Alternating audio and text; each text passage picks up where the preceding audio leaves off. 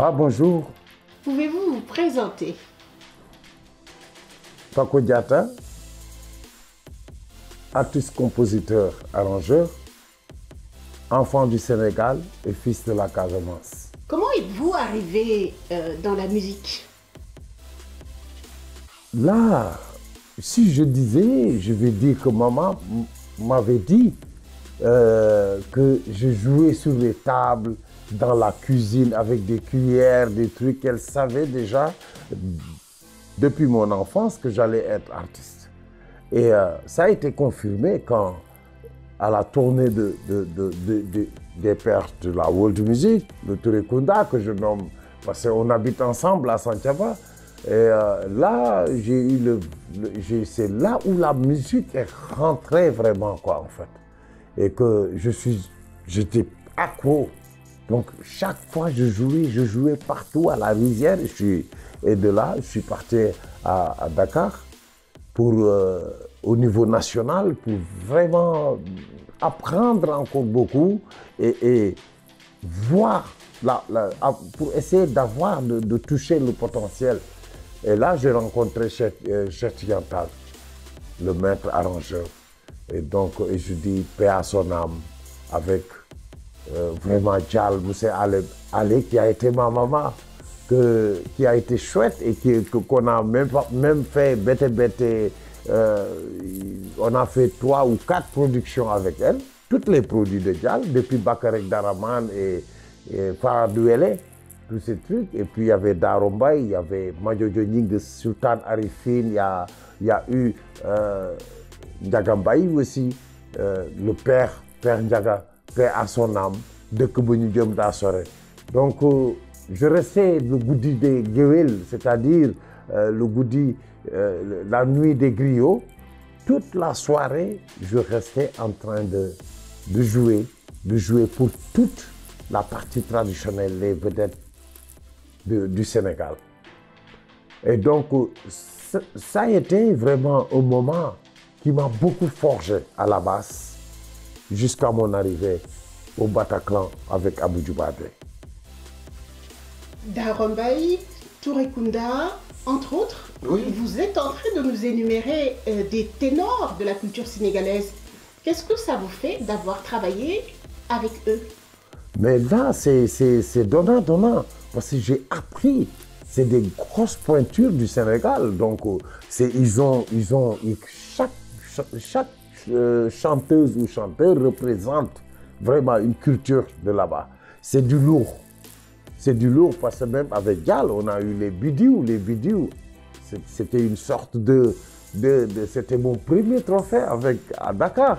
Parce que j'étais chef d'orchestre et quand j'ai reçu les bidiou, c'était une fierté.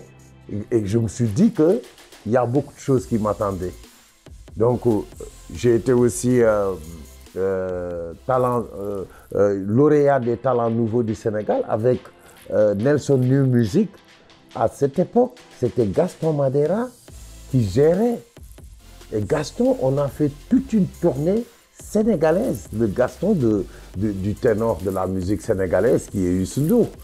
Le Gaston Madera, on a fait toute cette tournée ensemble. Et donc, on a été lauréat des talents nouveaux du Sénégal avec B1 Africa de Ndiaga Diop. Et donc, tout, c'est du reggae, c'était du mbalakh, c'était même aujourd'hui, c'est grâce à toute cette carrière que je fais du tama. Parce que quand tu me verras jouer du tama, tu vas dire que c'est une formation de Hassan Cham. Et donc, c'est tellement chouette. Donc, voilà. J'ai beaucoup appris avec cet ténor. Quand est-ce que vous vous êtes dit qu'il fallait que vous vous lancez en solo et commencer à faire votre passion? C'est au Bataclan. C'est après la soirée avec Omar Pène. On était 4. Il y avait Omar Pène, Faloudien et Abou Djouba. C'est là où j'ai décidé que j'avais quelque chose d'autre, que je voulais encore apprendre autre chose et le mélanger avec ma culture pour vraiment partager de plus. Et c'est ce qui a fait naître aujourd'hui l'Afrotronics. Expliquez-nous, qu'est-ce que c'est l'Afrotronics? C'est un mélange d'électro des sons électro, c'est-à-dire tout ce qui est digital, la partie digitale de la musique que j'ai intégré dans tout ce que j'ai fait depuis la Casamance. Parce que chaque époque est vraiment une école. Quand je suis venu à Dakar, c'était une école. C'est ce mélange que j'ai appelé afro, et le Tronix, c'est la partie européenne. Vous parlez de la Casamance, ça a un rapport avec le chapeau que vous avez sur la tête. Oui. Raconte-nous cette histoire. Waouh, cette histoire, ça c'est, je remercie d'abord tous les mamans Kanyeleng, on les appelle Kanyeleng. Ce sont les mamans, la bénédiction, les gardes en fait. Donc c'est eux, j'ai même réalisé un clip avec eux après qu'ils ont conçu ce chapeau. Et donc, pour moi, c'est la plus grande prière et le plus grand cadeau. Parce que je ne me retrouve pas sur scène quand je ne porte pas ma calebasse. Et dès que je la porte, c'est-à-dire je ressens encore autre chose en fait, que j'ai une mission. Et parce que cette calebasse, ils l'ont fait. Et c'est chaque kori représente une maman, représente une femme venant de cette région. Et c'est ce qui, ça donne la force, la puissance d'agir ensemble. C'est pour cela toujours même, d'ailleurs, que je dis ensemble on est puissant. Vous avez eu un prix à Dakar qui est juste sur vous. Comment avez-vous reçu cette consécration? Le Raya Music Award. Waouh! Ça, c'est vraiment un prix que j'étais très content, très heureux quand ils m'ont appelé. C'est un prix d'honneur, en fait. Ce n'était pas une compétition, mais l'honneur. Et quand je l'ai su que j'étais au Sénégal, c'est par rapport à tout ce que je viens de raconter, en fait.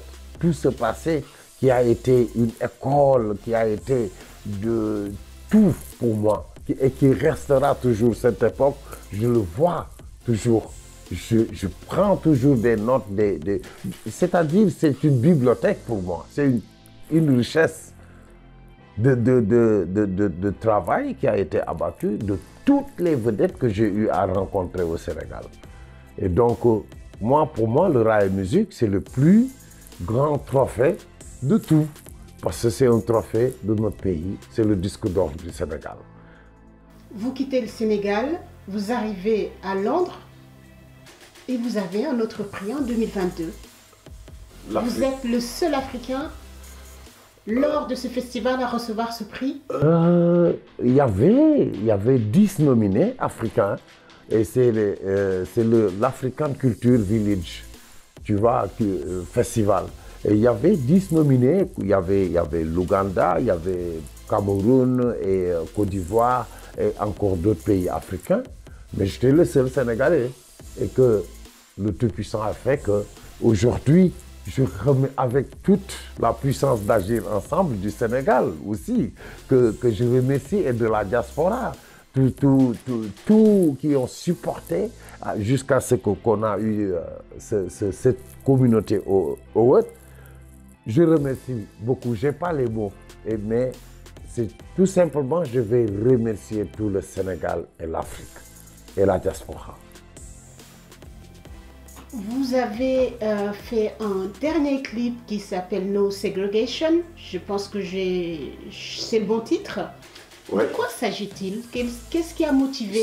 Ça parle de tous les problèmes du monde. À distance, je me suis dit, il y avait trop de problèmes. Les gens se focalisent parfois sur la couleur, la stigmatisation, sur des trucs qui n'ont pas qui ont de l'importance et qui n'ont pas d'importance de notre côté. Et moi, je dis que toutes ces couleurs, ces couleurs, c'est l'harmonie. C'est pour cela que le monde est beau. Qu'on a du rouge, qu'on a du blanc, qu'on a du noir, qu'on a du jaune, du bleu.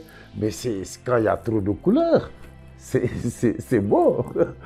Et donc voilà quoi, que nos ségrégations, qu'il ne doit plus y avoir tous ces trucs de tiraillement.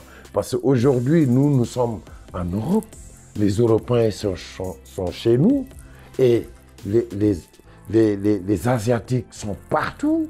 Donc, pour moi, ça fait la beauté du monde. Donc, c'est un message de paix et d'amour que vous transmettez là. Voilà. Et donc, que pour développer aujourd'hui le monde, c'est à travers cela. C'est-à-dire, sans paix, on n'aura jamais un monde développé. Ça, c'est sûr et certain. C'est parce que dans le peace and love, surtout l'Afrique, il faut s'entre-aimer. Je le parle même de temps qu'il faut s'entre-aimer, s'entre-aimer, s'entre-aimer. Et travailler ensemble. La place à celui qui la mérite. One love. Est-ce que vous pouvez nous jouer un petit morceau pour clore cette interview? Bah, bien sûr, ça fera un très grand plaisir.